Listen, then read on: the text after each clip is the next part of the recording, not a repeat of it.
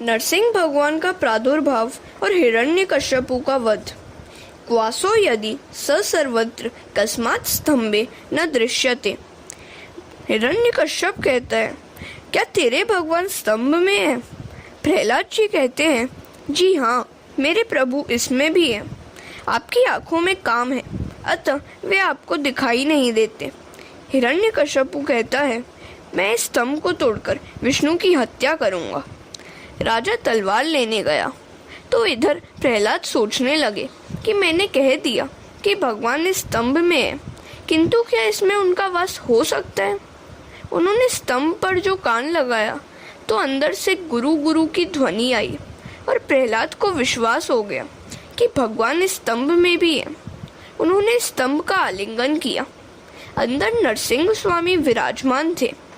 उन्होंने प्रहलाद को आश्वस्त किया कि वे इसमें है और प्रहलाद की रक्षा करेंगे। इधर हाथ में तलवार लेकर हिरण्यकश्यपु दौड़ता हुआ आया और चिल्लाने लगा, बता, वह तेरा विष्णु कहाँ है? प्रहलाद ने कहा, वे इसी स्तंभ में विराजमान है। हिरण्यकश्यपु ने क्रोधावेश में उस स्तंभ पर तलवार का प्रहार किया। तुरंत श्री नरसिंह स्वामी गुरु गुरु बोलते हुए उस स्तंभ में से प्रकट हुए। उन्होंने हाथ बढ़ाकर हिरण्यकश्यपु को गोद में बिठा लिया और कहा कि यहाँ न रात है और न दिन, न धरती है न आकाश, घर में भी नहीं बाहर भी नहीं, किंतु देहली पर तुझे मारूंगा। अस्त्र या शस्त्र से नहीं, नाखून से मारूंगा। और भगवान ने उस असुर को नाखून से चीर कर मार डाला। नरसिंह भगवान की जय। मनुष्य के दुख का कारण उसका देहाभिमान है। शरीर घर है। शरीर घर में रहने वाली जीभ देहली है। उसे न तो अंदर कहा जा सकता है और न बाहर। यदि अभिमान को मारना है तो जीभ पर ठाकुर जी का नाम रखो। अपने भक्त प्रहलाद के वचनों को कृतार्थ करने और अपनी सर्वव्यापकता सिद्ध करने के हेतु भगवान नरसिंह के स्वरूप में वैशाख शुक्ल चतुर्दशी के दिन काष्ठ स्तंभ में से प्रकट हुए। पंजाब में आज का मुल्तान शहर में हिरण्यकश्यपु की राजधानी थी, जहां नरसिंह स्वामी का प्राकट्य हुआ। इसी कारण से पंजाब वासी अपने नाम के साथ सिंह शब्द का प्रयोग करते हैं। वे सिंह के समान बलवान हैं। आज भी वे शक्तिशाली हैं। गुजरात की जनता बकरी सी भीरू बन रही है। सत्वहीन भोजन और चाय पान करने वाला शक्तिशाली कैसे बन सकता है? पंजाब वासी दूध और लस्सी का उपयोग अधिक करते हैं। किसी गुजराती युवा से 2 सेर दूध पीने को कहा जाएगा तो वह कहेगा, नहीं नहीं, इतना दूध मैं किस तरह पी सकता हूँ, मेरे पेट में गड़बड़ी हो जाएगी। जो 2 सेर दूध नहीं पी सकता वह देश सेवा कैसे करेगा? बलवान बनो। नाय आत्मा बलहीनेन लभ्य। शक्तिहीन पुरुष आत्मा को प्राप्त नहीं कर सकता। नरसिंह भगवान भी गुरु गुरु का उच्चारण करते हैं। यही बताता है कि गुरु के बिना भगवान के दर्शन शक्य नहीं है। हर प्रकार की साधना की जाए, विवेक वैराग्य भी हो, षट संपत्ति आदि भी हो, किंतु जब तक किसी संत की गुरु की कृपा नहीं होती तब तक मन शुद्ध नहीं हो पाता और भगवान की प्राप्ति भी नहीं हो पाती। हरे कृष्ण। मनुष्य चाहे जितनी साधना करे, किंतु संत की कृपा होने पर ही मन हमेशा के लिए शुद्ध हो सकता है। मन तो बड़े बड़े साधुओं को भी सताता है। वह बड़ा ही चंचल है। इसीलिए मन शुद्धि के बिना ईश्वर का साक्षात्कार नहीं हो सकता। मल, विक्षेप, आवरण आदि से मन कलुषित और मलिन होता है। जिस प्रकार मलिन या चंचल जल में प्रतिबिंब दिखाई नहीं देता, उसी प्रकार मलिन, चंचल और आवरण युक्त मन में परमात्मा का प्रतिबिंब दिखाई नहीं देता। अतः किसी संत का आश्रय लो, किसी गुरु की शरण में जाओ। गुरु कृपा के बिना हृदय शुद्ध नहीं हो सकता। साधना करने पर भी सद्गुरु की कृपा के बिना काम नहीं बनेगा। मात्र साधन साधना से हृदय शुद्ध नहीं हो पाएगा। नरसिंह स्वामी ने गुरु शब्द का उच्चारण करके जगत को बताया कि सद्गुरु की कृपा के बिना उनका साक्षात्कार नहीं हो सकता। नामदेव को भी गुरु के बिना ज्ञान नहीं हो पाया था। आजकल के लोग पुस्तक पढ़कर ज्ञानी बन जाते हैं। उन्हें गुरु की, ब्रह्मचर्य पालन की, मौन व्रत की, सदाचार की, संत सेवा की मानो आवश्यकता ही नहीं है। बिस्तर में लेटकर पुस्तक पढ़कर ज्ञानी बन जाते हैं। एक बार महाराष्ट्र में संतों की एक मंडली सी बन गई। भक्त मंडली के संतों की परीक्षा करने के लिए मुक्ताबाई ने गोरा कुमार से कहा। नामदेव को अभिमान था कि वह भगवान का प्यारा है और वे उससे बातें भी करते हैं। गोरा कुमार सभी के सिर पर एक एक चपत लगाकर परीक्षा करने लगा। उसने नामदेव के मस्तक पर भी एक चपत लगाई। ऊपर से तो नामदेव ने कहा कुछ भी नहीं, किंतु उनका मुंह फूल गया। उन्होंने अभिमानवश सोचा कि कहीं मिट्टी के बर्तन की भांति मेरी परीक्षा हो सकती है क्या। अन्य भक्तों के चेहरे के भाव अपरिवर्तित ही रहे। गोरा कुमार ने अपना निर्णय सुनाया। सभी भांडे मस्तक पक्के हैं, किंतु इस नामदेव का कच्चा है। यह सुनकर नामदेव बोले, तुम्हारा सिर ही कच्चा है, तुम्हें शिक्षा की आवश्यकता है। नामदेव ने विट्ठलनाथ जी के पास जाकर यह सारी घटना सुनाई। विट्ठलनाथ जी ने कहा, नामदेव, यदि मुक्ताबाई और गोरा कुमार कहते हैं कि तेरा सिर कच्चा है, तो अवश्य तू कच्चा ही होगा। नामदेव, तुझे अभी तक सर्वव्यापक ब्रह्म के स्वरूप का अनुभव ही नहीं हुआ है।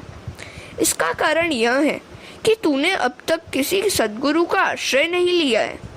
तो मंगलवेढ़ा में रहने वाले मेरे भक्त विसोबा खेचर के पास जा, वह तुझे ज्ञान देगा। नामदेव उन्हें ढूंढते हुए शिव मंदिर में पहुंचे। वहां देखा तो विसोबा खेचर शिवलिंग पर पांव पसार कर सोए हुए थे। विसोबा पहले से ही जान गए थे कि नामदेव आ रहे हैं, अतः वे उन्हें शिक्षा देने के हेतु ही शिवलिंग पर पांव पसार कर सोए हुए थे। नामदेव यह दृश्य देखकर सोचने लगा कि जो व्यक्ति भगवान का अपमान कर सकता है, वह मुझे कौन सी शिक्षा दे सकेगा। नामदेव ने विसोबा से कहा कि वे शिवलिंग पर से पांव हटा लें। विसोबा खेचर ने नामदेव से कहा, तू मेरा पांव उठाकर किसी ऐसे स्थान पर या ऐसी दिशा में रख दे जहाँ शंकर का अस्तित्व ही न हो। नामदेव विसोबा के पांव इधर उधर करने लगे, किंतु वे जहाँ भी खेचर का पांव रखते थे वहीं पर शिवलिंग प्रकट हो जाता था और इस प्रकार सारा मंदिर शिवलिंग से भर गया। नामदेव यह देखकर आश्चर्य में डूब गए। विसोबा ने उनसे कहा, तू वास्तव में अभी कच्चा ही है। सभी स्थानों में तू अब भी ईश्वर का दर्शन नहीं कर सकता। विश्व में भगवान सूक्ष्म रूप से हर जगह व्याप्त है। तू सभी जड़ चेतन में ईश्वर को निहार। इस प्रकार जब भक्ति और ज्ञान का साथ मिल गया तो नामदेव सभी में और हर जगह ईश्वर का दर्शन करने लगे। ज्ञान प्राप्त करने के बाद नामदेव वापस लौटे। वापस लौटते हुए रास्ते में किसी वृक्ष के नीचे बैठकर वे कहीं भोजन की तैयारी कर रहे थे कि एक कुत्ता रोटी चुराकर भागा। पर आज तो नामदेव ने उस कुत्ते में भी भगवान का ही दर्शन किया। रोटी सूखी थी, अतः वे घी लाकर उस कुत्ते के पीछे यह चिल्लाते हुए भागे, रुक जा, रोटी तो सूखी है, मैं तुझे उस पर घी लगा कर दूं। यदि गुरु ही सांसारिक बंधनों में और विषयों में फंसा हुआ हो तो निश्चय जानो कि वे तुम्हें भी सांसारिक बंधनों से मुक्त नहीं करा पाएंगे। यदि हम यह मानने लगे कि ईश्वर सर्वत्र व्यापी है तो पाप करने के लिए कोई स्थान ही नहीं मिलेगा। ईश्वर की सर्वव्यापकता का अनुभव हो जाने पर पाप करने के लिए न तो कोई स्थान मिलेगा और न कोई समय। हरे कृष्णा। हिरण्यकश्यपु का संहार तो हो गया, किंतु नरसिंह स्वामी का क्रोध अभी तक कायम ही था। उनका क्रोधित स्वरूप देखकर तीनों लोग भयभीत हो गए। किसी में भी यह साहस नहीं था कि वह उनके पास जा सके। ब्रह्मा जी ने भी उन्हें शांत होने के लिए प्रार्थना की, किंतु वे सुने तब न। आखिर ब्रह्मा ने लक्ष्मी जी से कहा, माता जी आप ही इन्हें शांत कीजिए। देवों ने भी उनसे प्रार्थना की। लक्ष्मी जी ने सोचा कि वे मेरे स्वामी हैं, अतः यदि मैं उनके पास जाऊंगी तो वे शांत हो जाएंगे। मन में ऐसा अभिमान लेकर वे उनके पास पहुंची। पर भगवान तो नम्र व्यक्ति की ही बात सुनते हैं, अभिमानी की नहीं। आज उन्होंने लक्ष्मी जी को भी पहचानने से इनकार कर दिया। अब भगवान ब्रह्मा ने प्रहलाद से ही कहा, बेटे तेरे पिता पर ये क्रोधित हुए हैं, अतः तू ही उन्हें मना ले। प्रभु आज तेरे लिए ही प्रकट हुए हैं, अतः यदि तू उनके पास जाएगा तो वे शांत हो जाएंगे। प्रहलाद ने प्रभु के पास जाकर उन्हें साष्टांग प्रणाम किया। उन्हें देखकर प्रभु के हृदय में आनंद का सागर उमड़ गया। प्रहलाद को गोद में बिठलाकर वात्सल्य भाव से वे उनका शरीर चाटने लगे। प्रहलाद की भांति भगवान की गोद में जो विराजमान होता है उसका काल कुछ भी नहीं बिगाड़ सकता। परमात्मा को प्रसन्न करने के लिए शुद्ध प्रेम आवश्यक है।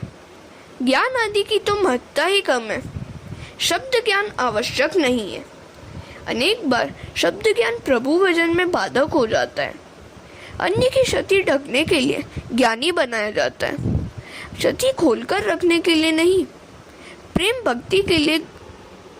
भक्ति के बिना ज्ञान निरर्थक है। हिरण्यकश्यपु जैसों के लिए भगवान भयंकर और क्रूर है, किंतु प्रहलाद जैसों के लिए तो वे कमल के समान कोमल हैं। विष्णु सहस्त्र नाम में भी भगवान को भयरूप और भयकारक के साथ साथ भय विनाशी भी बताया गया है।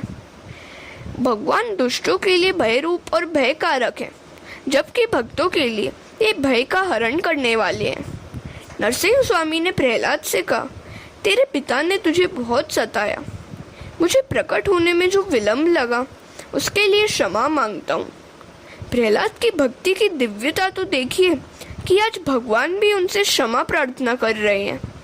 जिस प्रकार गौमाता अपने बछड़े को चाटती है, उसी प्रकार नरसिंह स्वामी प्रहलाद को चाटने लगे और धीरे धीरे उनका क्रोध कम होने लगा। प्रहलाद सत्व गुण है, हिरण्यकश्यपु तमोगुण है। सत्व गुण और तमोगुण का यहाँ युद्ध है। इसमें भगवान प्रहलाद का सत्व गुण का पक्ष लेते हैं। शुद्ध सत्व गुण के आगे तमोगुण का नाश अवश्य ही होता है। प्रहलाद जी के वचन की सार्थकता और अपनी सर्वव्यापकता की सिद्धि के हेतु नरसिंह स्वामी स्तंभ में से प्रकट हुए थे। सभी जानते हैं कि ईश्वर सर्वव्यापक है, किंतु इस बात का अनुभव बहुत कम व्यक्तियों को ही होता है। यदि ईश्वर की सर्वव्यापकता का अनुभव सभी करें तो घर ही वैकुंठ बन जाए, घर में कोई झगड़ा ही न होने पाए, उस घर से पाप का नाम ही मिट जाए। सर्वव्यापक का अर्थ है सभी में बसे हुए, सभी में समाये हुए। दूध में माखन दिखता नहीं है, फिर भी उसके अणु परमाणु में वह समाया हुआ है। इसी प्रकार ईश्वर भी जगत के सभी स्थूल सूक्ष्म पदार्थों में बसे हुए हैं, उनका अभाव कहीं भी नहीं है। ईश्वर तो अणु से भी अणु और महान है, उनका कहीं भी अभाव नहीं है, अतः वे सर्वव्यापी हैं। हरे कृष्णा। जो ईश्वर को सर्वत्र विराजमान समझता है, उसके जीवन में दिव्यता आती है। सब में ईश्वर को निहारो। प्रथम मातृदेवो भव, फिर पितृदेवो भव और अंत में परस्पर देवो भव। ईश्वर का पारस्परिक दर्शन करो। लोग एक दूसरे से मिलने पर राम राम कहते हैं। इसका अर्थ यही है कि मुझ में और तुम में राम निहित है। प्रत्येक जड़ चेतन पदार्थ में ईश्वर का दर्शन करोगे तो पाप तुम्हारे पास नहीं फटक सकेगा। विवाह करके आने पर वधू की लक्ष्मी भाव से पूजा की जाती है। वर नारायण है और वधू लक्ष्मी। यदि लोग यहाँ सोचें कि हमारे घर में साक्षात लक्ष्मी नारायण पधारे हैं तो घर ही वैकुंठ बन जाए। सब में ईश्वर का अनुभव करने में लाभ ही लाभ है। ऐसा अनुभव करने से मन विकार वासना से रहित हो जाएगा। ईश्वर कोई ऐसी वस्तु तो है नहीं कि जो एक ही स्थान में रह सके। वे तो सर्वव्यापी और सर्वत्र हैं। ईश्वर की सर्वव्यापकता को केवल जानने मात्र से विशेष लाभ नहीं होगा, उसका अनुभव भी करना चाहिए और उसे व्यवहार में लाना चाहिए। भगवान को केवल चंदन पुष्प आदि का अर्पण करना ही भक्ति नहीं है, सभी में भगवत भाव रखना ही सच्ची भक्ति है। किसी मूर्ति में जो भगवान तुम्हें दिखते हैं वे सर्वत्र व्याप्त हैं। ईश्वर की सर्वव्यापकता का अनुभव जो करता या कर सकता है उसी का जीवन धन्य है। ऐसा अनुभव करने वाला कभी पाप नहीं कर सकता। तुम निश्चय करो कि तुम प्रत्येक व्यवहार को भक्तिमय बनाओगे। शुद्ध व्यवहार ही भक्ति है। जिसके व्यवहार में दंभ है, अभिमान है, उसका व्यवहार अशुद्ध है। जिसका व्यवहार शुद्ध नहीं है वह भक्ति का आनंद पा ही नहीं सकता। ईश्वर की सर्वव्यापकता के अनुभव के बिना व्यवहार शुद्धि नहीं हो सकती। हमेशा यही सोचो कि हमारा प्रत्येक व्यवहार और प्रवृत्ति ठाकुर जी देखते हैं। कोई भी व्यवहार ऐसा न होना चाहिए कि जिसमें कोई उपदेश न हो। व्यवसाय कारोबार कोई अपराध नहीं है। सेना भगत नाई का धंधा करते थे। एक दिन उन्होंने सोचा कि मैं लोगों के सिर से तो मैल का बोझ उतारता हूँ, किंतु अपनी ही बुद्धि की मलिनता मैं अभी तक दूर नहीं कर सका हूँ। कई महापुरुषों ने अपने व्यवसाय में से ज्ञान पाया है। महाभारत में ऐसे कई दृष्टांत हैं कि जिनमें यह बताया गया है कि महाज्ञानी ब्राह्मण भी वैश्य आदि के घर सत्संग के हेतु जाते थे। जब महाज्ञानी जाजली ऋषि को अपने ज्ञान पर अभिमान हुआ तो उन्होंने आकाशवाणी सुनी कि तुम तुलाधार वैश्य से जाकर मिलो। ऋषि वहां गए। बातों ही बातों में उन्हें ज्ञात हुआ कि वे भी ज्ञानी हैं। तो उन्होंने तुलाधार से पूछा कि उन्होंने ऐसा ज्ञान कहाँ से पाया। तुलाधार ने कहा, वैसे तो मेरे माता पिता ब्राह्मण हैं, फिर भी बहुत कुछ ज्ञान मुझे अपने व्यवसाय में से ही मिला है। मेरा व्यवसाय ही मेरा गुरु है। श्रम के अनुपात से भी लाभ लेता हूँ। तुला की दंडी के भांति मैंने अपने मन बुद्धि को सरल और समान बना लिया है। वैश्य लाभ न कमाए तो अपने कुटुंब का परिपालन कैसे करेगा। नफा कमाना वैसे तो अपराध नहीं है, किंतु अयोग्य नफा लेना गुनाह है। वाणिज्य भी भक्ति है। ऐसा मत सोचो कि भक्ति केवल मंदिर में ही जाकर की जा सकती है।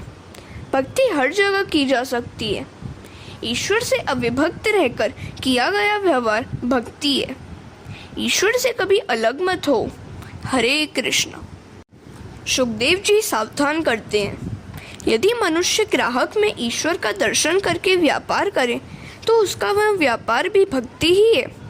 योग्य लाभ कमाना वैश्य का धर्म है, किंतु जब भी ग्राहक के साथ व्यापारी बातचीत करने लगता है तो वह यह भूल जाता है कि इस ग्राहक में भी भगवान है, और इस प्रकार किया गया वह अयोग्य व्यापार से पापमय हो जाता है। दुकान में स्थापित प्रभु की उपस्थिति में ही बहुत सी व्यापारी पाप करते हैं। 5 का माल 25 में देते हुए कहते हैं कि मैं अमूल कीमत में ही बेच रहा हूँ। ऐसा कभी न करें। भगवत कथा मन को सावधान करने के लिए ही है। अनुभव करो कि प्रभु सर्वव्यापी हैं, सर्वत्र हैं। मैं जो कुछ बोलता हूँ उसे भगवान सुनते हैं, और मैं जो कुछ देखता हूँ उसे भगवान भी देखते हैं। मनुष्य का शारीरिक पाप तो समाज भी देखता है, किंतु उसका मानसिक पाप केवल परमात्मा ही देख सकता है। मानसिक पाप ही सबसे बुरा है। बिल्कुल पाप न करना बड़ा पुण्य है। नरसिंह भगवान आकाश में नहीं स्तंभ में से प्रकट हुए थे। मात्र चेतन में ही नहीं, जड़ में भी ईश्वर का दर्शन करो। ईश्वर जड़ और चेतन दोनों में है। लौकिक दृष्टि से पृथ्वी जड़ है, किंतु इसमें भी ईश्वर की भावना करनी चाहिए। एक महात्मा के 2 शिष्य थे। वे दोनों बड़े पढ़े लिखे थे, कथाकार भी थे। जब महात्मा की मृत्यु निकट आई तो उनकी गद्दी के लिए उन दोनों शिष्यों के बीच झगड़ा शुरू हो गया। महात्मा भी सोचने लगे कि वारिस किसे बनाया जाए। आखिर उन्होंने 2 फल मंगवाकर दोनों को एक एक देते हुए कहा कि इस फल को किसी ऐसे स्थान पर जाकर खाना जहाँ तुम्हें देखने वाला कोई भी न हो। वे दोनों फल लेकर चले गए। एक शिष्य ने सोचा कि मैं कमरा बंद करके खा लूं, क्योंकि वहाँ मुझे कौन देखने वाला है, और उसने कमरा बंद करके फल खा लिया। दूसरा शिष्य सारा दिन फल लेकर इधर उधर घूमता फिरा, किंतु उसे तो एक भी ऐसा स्थान नहीं मिला जहाँ कोई न हो। वह जहाँ भी गया वहीं पर उसे परमात्मा की उपस्थिति का अनुभव हुआ। वेदों में भी कहा गया है कि प्रभु सर्वत्र हैं, विश्व तोमुखी। इस प्रकार दूसरे शिष्य ने ज्ञान केवल पाया ही नहीं था, अपितु उसने वह ज्ञान आत्मसात भी किया था। पहला शिष्य मात्र कथा करता था, वह ईश्वर के व्यापक स्वरूप को समझ नहीं पाया था। गुरुजी ने उस दूसरे शिष्य को अपना वारिस बनाया। कथा कहना आसान है, किंतु ईश्वर सर्वत्र है ऐसा समझकर व्यवहार करना कठिन है। प्रहलाद ऐसे निष्ठावान थे कि वे सभी में ईश्वर को निहारते थे। अनेक में एक प्रभु का दर्शन करना ही भक्ति है। जो सभी में उसी तत्व को देखे वही ज्ञानी है।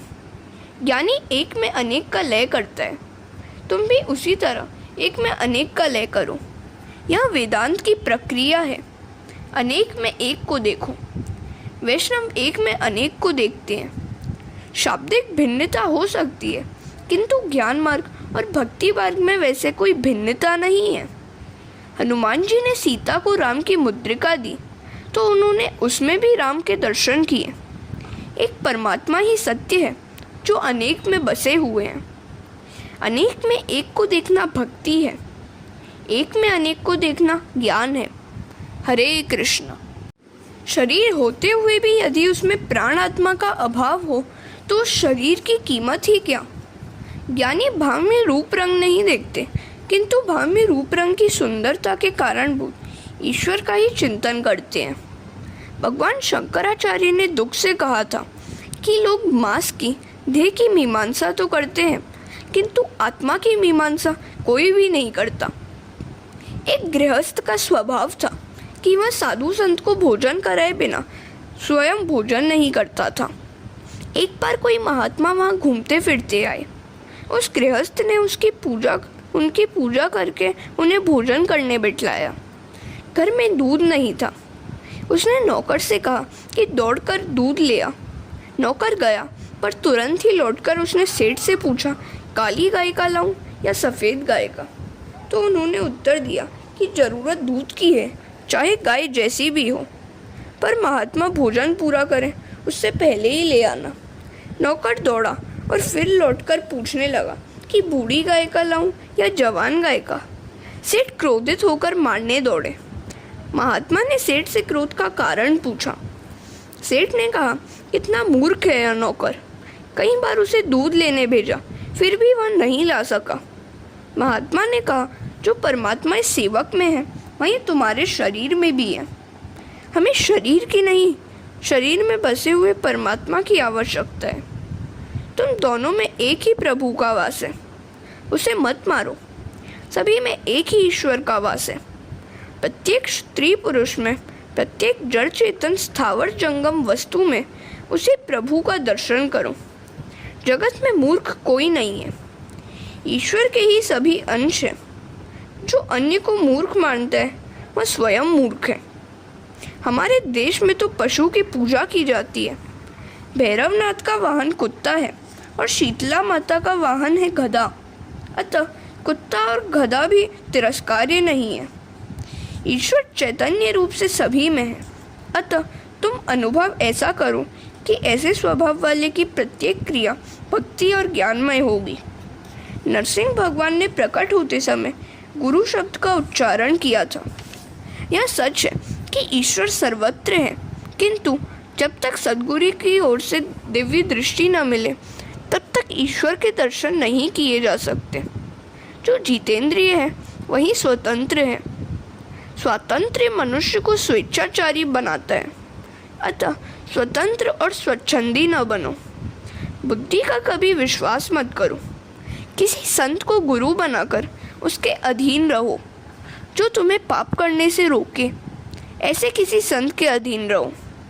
गुरु करना ही चाहिए, किंतु गुरु बनाने के पूर्व अच्छी तरह से यह सोचना परख लेना चाहिए कि जिस व्यक्ति को तुम गुरु बनाने जा रहे हो वह योग्य और सुपात्र भी है या नहीं। किसी ने कहा है, पानी पीना छान के, गुरु करना जान के। वर्तमान जगत के किसी महापुरुष में यदि तुम्हें श्रद्धा नहीं है तो प्राचीन महात्माओं को ही गुरु मानकर उनके अधीन रहो। महापुरुष अमर होते हैं। शंकराचार्य और वल्लभाचार्य जैसे संत अमर हैं। उन्हें गुरु मानकर उनकी सेवा करो और उनका आश्रय भी लो। गुरु के बिना कल्याण नहीं हो सकता। किसी संत के चरणों का आश्रय लेने पर सद्गुरु कृपा करेंगे।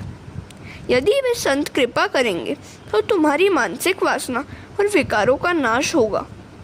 मन बुद्धि की वासना संत सेवा के बिना दूर नहीं होती। मन पर सत्संग सेवा का अंकुश रखो।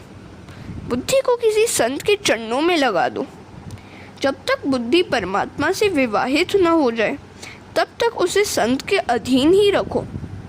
सद्गुरु की कृपा के बिना हर किसी में ईश्वर के दर्शन नहीं हो पाएंगे। हरे कृष्ण। जगत में वैसे तो कई संत हैं, किंतु उन सभी पर हमारे कल्याण का उत्तरदायित्व नहीं है। हम जिसे गुरु बनाए वही संत हमारे कल्याणार्थ उत्तरदायी है। शीघ्रता से बिना सोचे समझे किसी का गुरु बनना भी अच्छा नहीं है। गुरु बनने से शिष्य के पापों का उत्तरदायित्व गुरु के नाम पर आ जाता है। शिष्य के पापों का न्याय करने के समय गुरु को भी वहाँ बुलाया जाता है और उनसे पूछा जाता है कि उन्होंने शिष्यों को पाप करने से रोका क्यों नहीं, उसे सन्मार्ग पर क्यों नहीं ले जाया गया। तब शिष्य के साथ साथ गुरु को भी दंडित होना पड़ता है। मंत्र, माला और मूर्ति तथा गुरु बार बार बदलना ठीक नहीं है। अपनी माला किसी और को मत दो। नरसिंह स्वामी का प्राकट्य स्तंभ में से हुआ था। तुम ही सोचो कि वे स्तंभ में कैसे रह पाए होंगे। स्तंभ तो ठोस था, पोला नहीं। ठाकुर जी अंदर कैसे रहे होंगे। ठाकुर जी तो उक्त स्तंभ में सूक्ष्म रूप से बसे हुए थे, पर प्रहलाद जी की भक्ति से आकर्षित होकर उन्होंने स्थूल रूप धारण किया था। प्रहलाद का प्रेम इतना शक्तिशाली था कि प्रभु को सूक्ष्म रूप छोड़कर स्थूल रूप धारण करना पड़ा। शिव जी उमा से कहते हैं, अगुण अरूप अलख अज जोई, भगत प्रेम बस सगुन सो होई। जब सभी देव सोच रहे थे कि प्रभु कहाँ मिलेंगे, तो शंकर भगवान ने कहा था, हरि व्यापक सर्वत्र समाना, प्रेम ते प्रगट हो ही मैं जाना। अतिशय प्रेम के बिना प्रभु अपने स्वरूप का दर्शन नहीं देते। प्रभु के साथ प्रेम करना होगा। सगुन ही अगुण ही नहीं कछु भेदा। प्रहलाद जी की प्रेम भक्ति से आकृष्ट होकर भगवान निराकार से साकार बने। बुद्धि जब तक सूक्ष्म नहीं हो पाती, उससे ईश्वर का चिंतन नहीं हो सकता। परमात्मा के प्रेम के कारण ही साकार रूप धारण करते हैं। परमात्मा निर्गुण भी है और सगुण भी। निर्गुण और सगुण तत्वतः एक ही है। निर्गुण ही सगुण बनता है। प्रभु स्थूल भी है और सूक्ष्म भी। वे कोमल भी हैं और कठोर भी। वेदांती मानते हैं कि यह सब धर्म माया के कारण आभासित होते हैं। वैष्णवाचार्य मानते हैं कि विरुद्ध धर्माश्रयी परमात्मा है। जो नरसिंह स्वामी हिरण्यकश्यपु के पति कठोर हो गए थे, वे ही प्रहलाद के कारण कोमल हो गए। ज्ञानी पुरुष सभी में भगवत दृष्टि रखते हैं। दृश्य पदार्थ में से दृष्टि को हटाकर दृष्टा में स्थिर करो। दृश्य में से दृष्टि को हटा लो और सर्वदृष्टा सभी के साक्षी परमात्मा के स्वरूप में दृष्टि स्थिर करो। हरे कृष्ण। प्रहलाद जी की स्तुति प्रारंभ। प्रहलाद स्तुति करते हैं, हे प्रभु, बड़े बड़े सिद्ध महात्मा कई वर्ष तपश्चर्या करने पर भी आपका साक्षात्कार नहीं पा सकते हैं, किंतु राक्षस कुल में जन्म मिलने पर भी आज आपने दर्शन देने की मुझ पर कृपा की। भगवान को प्रसन्न करने के लिए न तो अधिक शिक्षा की आवश्यकता है और न अधिक अर्थोपार्जन की। यदि धन के सहारे परमेश्वर मिलते होते तो ये धनिक लोग लाख 2 लाख रुपए में प्रभु को खरीद लेते। अधिक शिक्षा या ज्ञान से भी भगवान नहीं मिलते। जो अधिक ज्ञानी है वह कई बार दूसरों से छल कपट करने से भी बाज नहीं आता। परमात्मा को प्रसन्न करने के लिए संपत्ति, शिक्षा या उच्च कुल में जन्म आवश्यक नहीं है। मात्र ब्राह्मण ही ईश्वर को पा सकते हैं, ऐसा भी नहीं है। परमात्मा को प्रसन्न करने के लिए आवश्यक है हृदय का शुद्ध प्रेम। अधिक कमाना और उसको प्रभु सेवा में व्यय करना ठीक है, किंतु एक आसन पर बैठकर परमात्मा का ध्यान करना उससे भी अधिक अच्छा है। संपत्ति से परमात्मा नहीं मिल पाते। इसके विपरीत कई बार तो धन भगवत सेवा में प्रभु भजन में बाधा रूप भी हो जाता है। ज्ञान का आधिक्य तर्क वितर्क का जन्मदाता है। अतः ज्ञानी भगवान की स्मरण सेवा ठीक से नहीं कर पाता। बहुज्ञानी आरंभ में कुतर्क करता है, जबकि आरंभ में श्रद्धा आवश्यक है। पढ़े लिखे लोग अधिक कुतर्क करते हैं। वे कहते हैं कि पहले चमत्कार दिखाइए, बाद में हम आपके ठाकुर जी को नमस्कार करेंगे। दूसरों को खुश करने के लिए चमत्कार से प्रारंभ करने का काम वेश्या का है, क्योंकि उसे दूसरों की ज़रूरत है। ईश्वर को तो किसी की भी आवश्यकता नहीं है। यदि तुम्हें ईश्वर की ज़रूरत है तो श्रद्धा से सेवा स्मरण करो और बाद में चमत्कार देखो। जादूगर भी चमत्कार दिखाता है, क्योंकि उसे धन की ज़रूरत है। पहले चमत्कार और बाद में नमस्कार। यह नियम इस जगत के व्यवहार का तो हो सकता है, पर भगवान के व्यवहार का नहीं। परमेश्वर का व्यवहार है प्रथम नमस्कार और बाद में चमत्कार। बिना चमत्कार का नमस्कार मानवता है। चमत्कार के बाद का नमस्कार अभिमान है। कुछ तो सोचो, यह जगत भी एक चमत्कार ही तो है। पुष्प में सुगंध है तो बीज में वट वृक्ष। माता के स्तन में दूध कौन बनाता होगा? सारा जगत ईश्वर का चमत्कार ही तो है। श्रद्धा अंधश्रद्धा तो हमारे व्यवहारिक जीवन में भी कहाँ नहीं है। कई बार डॉक्टर से काम बिगड़ जाता है, फिर भी हम उसकी बातों में श्रद्धा रखते हैं। उससे तो कहा नहीं जा सकता कि पहले चमत्कार कर दिखाओ। डॉक्टर के प्रति श्रद्धा न होगी तो वह दवाई नहीं देगा। दवाई के बिना बीमारी कैसे हटेगी? इसी प्रकार सेवा मार्ग में भी प्रथम आवश्यकता श्रद्धा की है। परमार्थ में श्रद्धा आवश्यक है। आज के शिक्षित लोग यह भी कुतर्क करते हैं कि भगवान आहार तो करते नहीं, फिर उन्हें भोग क्यों लगाया जाता है?